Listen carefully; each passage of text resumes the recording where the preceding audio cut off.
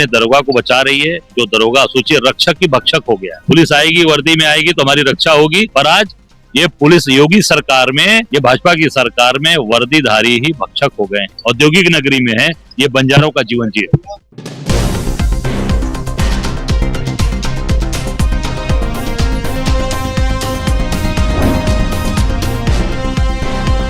संकेत लाइव में मैं अर्शी खान। कानपुर के सचेंडी क्षेत्र में सामने आए गैंगरेप मामले ने उत्तर प्रदेश की कानून व्यवस्था पर गंभीर सवाल खड़े कर दिए हैं। इस मामले को लेकर प्रदेश की राजनीति भी गर्मा गई है। बुधवार को यूपी कांग्रेस के प्रदेश अध्यक्ष अजय राय अचानक कानपुर पहुंचे और पीड़ित परिवार से मुलाकात कर सरकार और प्रशासन पर सीधा हमला बोला।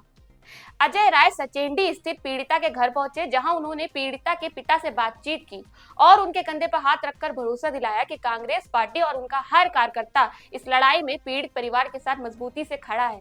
उन्होंने कहा कि यह मामला सिर्फ एक परिवार का नहीं बल्कि पूरे प्रदेश की बेटियों की सुरक्षा से जुड़ा हुआ है। पीड़ित परिवार से मिलने के बाद अजय राय ने पुलिस और योगी सरकार पर गंभीर आरोप लगाए। उन्होंने कहा कि 14 वर्षीय नाबालिग लड़की के साथ दुष्कर्म का आरोप खुद एक दरोगा पर है, जो प्रदेश की कानून व्यवस्था की भयावह तस्वीर पेश करता है। पूरा पीड़ित परिवार, आप देखिए, आज वो बेटियां थी, सवेरे उसको जबरदस्ती यहाँ से पुलिस वाले उठा ले गए और इसलिए कि हम मिल ना सके उससे, और वो अपनी सही जो भी उसके साथ घटनाएं घटी हमको बता ना सके, इस नाते उसको यहाँ से हटा दिया गया है। ये सरकार पूरी तरीके से दरोगा को बचा रही है, संरक्षित कर रही है। ये साबित हो रहा है कि सरकार गलत लोगों को संरक्षण दे रही है, चाहे वो कफ सिरफ लोग हों, चाहे वो ड्रग्स वाले हों, चाहे वो बलात्कारी हों, सबकी मदद कर रही है सरकार। कांग्रेस का एक कार्यकर्ता इनके साथ खड़ा है। इनको मांग करते हैं 50 लाख रुपए, इनको नौकरी और इनके घर, इनको जमीन दी जाए। उन्होंने आरोप लगाया कि घटना के बाद आरोपी दरोगा को तुरंत गिरफ्तार करने के बजाय पुलिस ने उसे फरार होने का मौका दे दिया। अजय राय ने कहा कि मुख्यमंत्री योगी आदित्यनाथ प्रदेश में सख्त कानून व्यवस्था और जीरो टॉलरेंस की बात करते हैं, लेकिन सचेंडी क्षेत्र का ये मामला उन दावों की पोल खोल रहा है। उन्होंने सवाल उठाया कि जब आरोपी खुद पुलिस विभाग से जुड़ा हुआ है तो उसकी गिरफ्तारी में इतनी देरी क्यों हो रही है।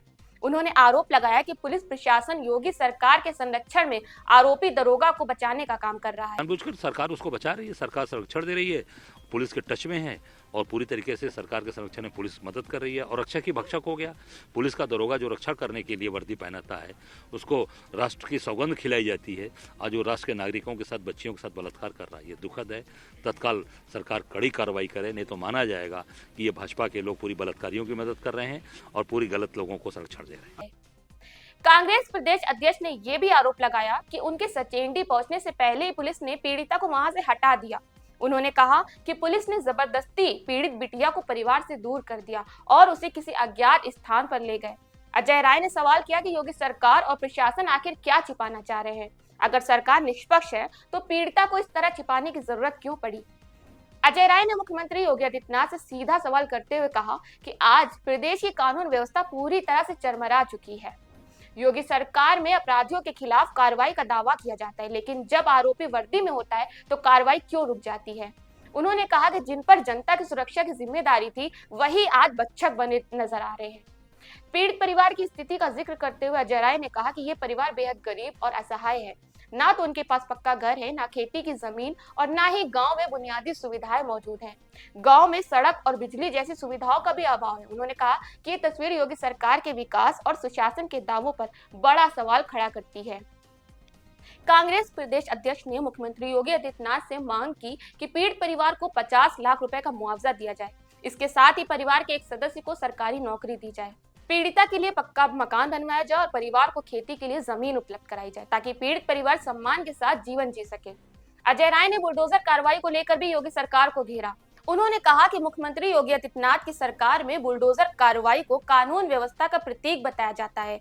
माफियाओं, अवैध कारोबारियों और कोडीन कफ सिरप जैसे मामलों में आरोपियों के घरों पर बुलडोजर चलाया गया, लेकिन इस मामले में आरोपी दरोगा के खिलाफ ऐसी कोई कार्रवाई क्यों नहीं हो रही है। उन्होंने सवाल किया कि अगर सभी आरोपियों के घरों पर बुलडोजर चल सकता है तो दरोगा के घर बुलडोजर क्यों नहीं चल रहा। कांग्रेस नेता ने आरोप लगाया कि योगी सरकार आरोपी दरोगा को संरक्षण दे रही है, इसी वजह से अब तक उसकी गिरफ्तारी नहीं हो सकी है। उन्होंने मांग की कि आरोपी दरोगा को तत्काल गिरफ्तार किया जाए और पीड़िता को जल्द से जल्द न्याय दिलाया जाए। ये मामला मुख्यमंत्री योगी आदित्यनाथ के लिए भी एक बड़ी परीक्षा है। अगर सरकार वास्तव में बेटियों की सुरक्षा और कानून के राज में विश्वास करती है तो इस मामले में बिना भेदभाव के सख्त कार्रवाई करनी होगी। जब तक दोषियों को सजा नहीं मिलेगी और कानून सभी के लिए बराबर नहीं होगा, तब तक ऐसे मामलों पर सवाल उठते रहेंगे। आज के लिए इतना ही। बने रहे चैनल के साथ। धन्यवाद।